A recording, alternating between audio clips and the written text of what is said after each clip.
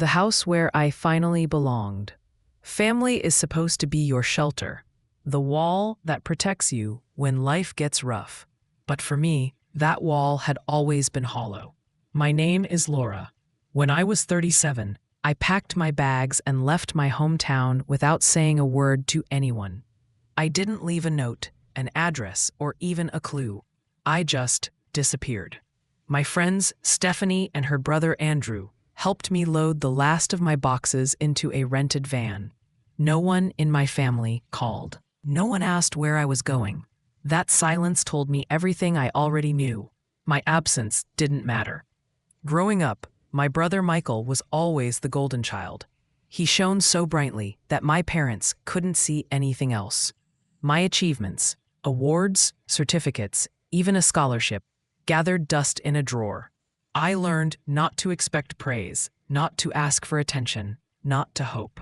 In Oregon, I bought a tiny cottage surrounded by tall pines. For the first time, I could hang photos where I wanted, sit in silence without feeling lonely, and wake up to the sound of wind instead of shouting.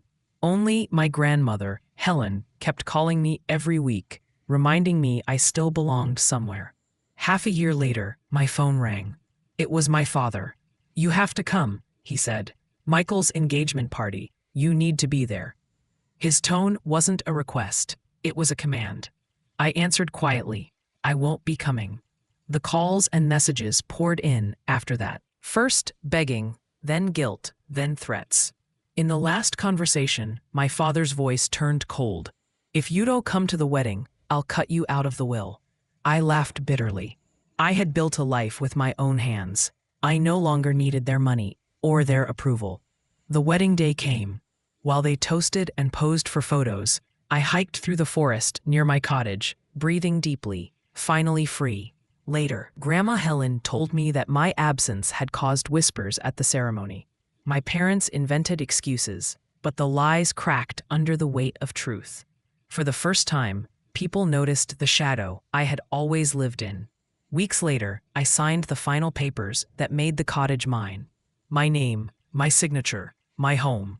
That spring, I hosted a garden party. Stephanie laughed as Andrew grilled. Children chased each other through the yard.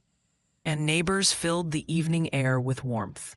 When the lanterns flickered on and the laughter rose, I felt it deep in my chest. This is family.